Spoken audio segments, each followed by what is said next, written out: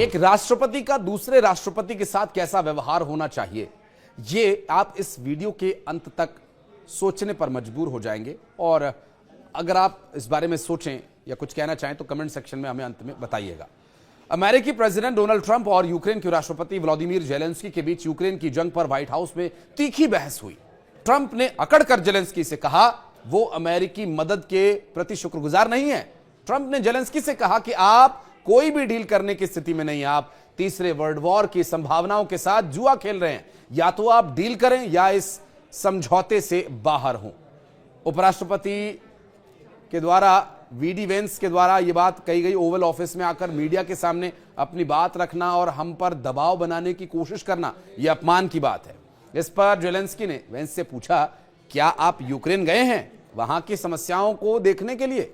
इस युद्ध का असर अमेरिका पर भी पड़ेगा। ट्रंप ने झुंझलाते हुए कहा कि हमें बताओ कि हमें क्या महसूस करना चाहिए। तुम हमें ये बताते ही नहीं और ये ना बताने की स्थिति में हो कि हम क्या महसूस करेंगे। हालांकि इस सब परिस्थितियों से निकलना या बातचीत करना एक विषय हो सकता था, लेकिन उनका ये भी कहना है कि हम बहुत मजबूत और आत्मविश्वास से भरे हुए हैं। और इस बहस के बाद जेलेंस्की व्हाइट हाउस से रवाना भी हो गए। डोनाल्ड ट्रंप और जेलेंस्की के बीच हुई बहस दरअसल मिनरल्स को लेकर डील न हो पाना भी एक बड़ा कारण माना जा रहा है। ओवल ऑफिस में ट्रंप से बातचीत के दौरान जेलेंस्की ने युद्ध विराम का विरोध किया और कहा कि कोई समझौता नहीं करेंगे। शांति की डील में रूसी राष्ट्रपति पुतिन के साथ कोई समझौता नहीं होना चाहिए। इस पर ट्रंप ने जेलेंस्की से कहा कि हम चाहते हैं ये जंग जल्द से जल्द खत्म हो जाए। उम्मीद है कि हमें ज्यादा सेना नहीं भेजनी पड़ेगी।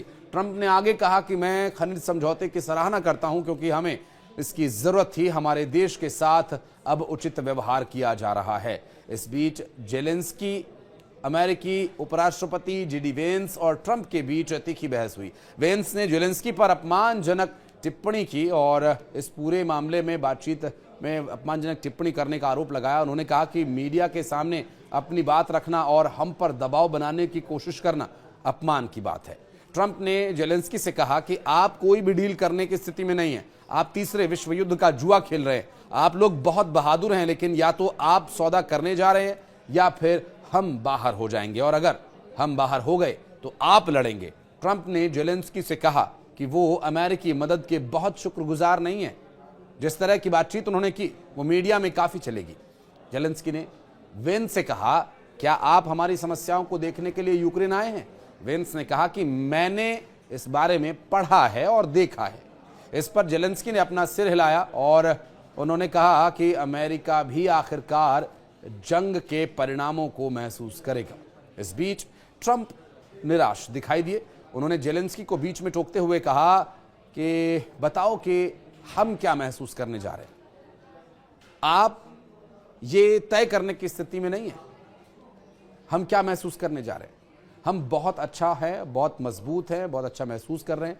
इससे पहले ट्रंप जेलेंस्की को रिसीव करने व्हाइट हाउस के गेट पर भी पहुंचे थे। उन्होंने जेलेंस्की से हाथ मिलाया, मीडिया के सामने वेव ऑफ किया और ये आज अच्छे से तैयार होकर आए, ऐसा उन्होंने बातों बातों में कहा। और इसके बाद दोनों व्हाइट हाउस के ओवल रूम में पहुंच गए बातचीत करने के लिए।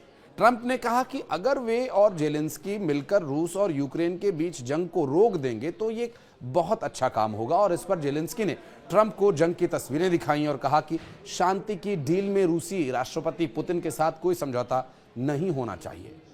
उन्होंने ये भी कहा कि मुझे लगता है कि ट्रंप हमारे साथ हैं। और इस मुलाकात से पहले जेलेंस्की को भी तानाशाह बताने वाले अपने बयान से पलट गए।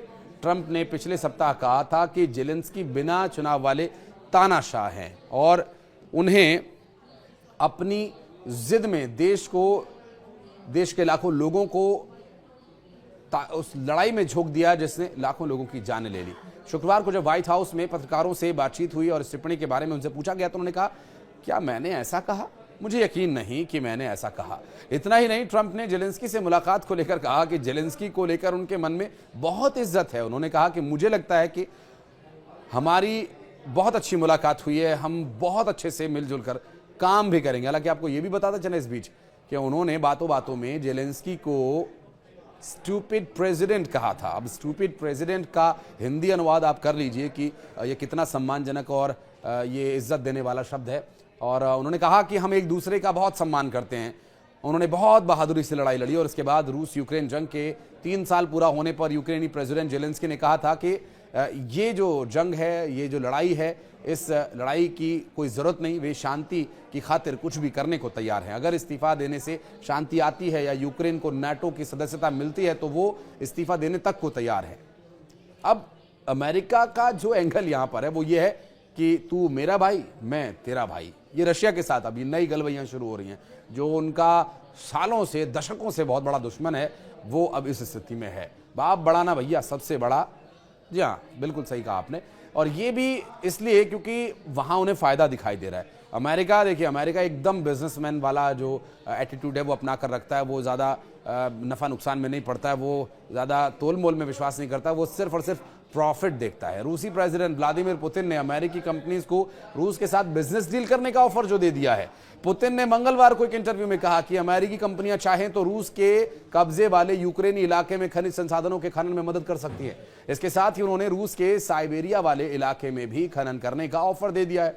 आपको याद होगा, हमने एक वीडियो बनाया था जिसमें 17 ऐसे रेयर मटेरियल्स, यानी ऐसे 17 खनिज जो बहुत ही दुर्लभ हैं, वो यूक्रेन के पास हैं, जिसे अमेरिका ने मांगा था कि आप ये खनिज हमें दे दीजिए और जो हमारी मदद है वो आगे जारी रहेगी, अन्यथा हम कभी भी मदद वापस ले सकते हैं या जो मदद की हम उसका दाम भी वसूल सकते हैं। इस तरह के अपने शब्दों का इस्तेमाल करके उन्होंने ये दर्शाया था।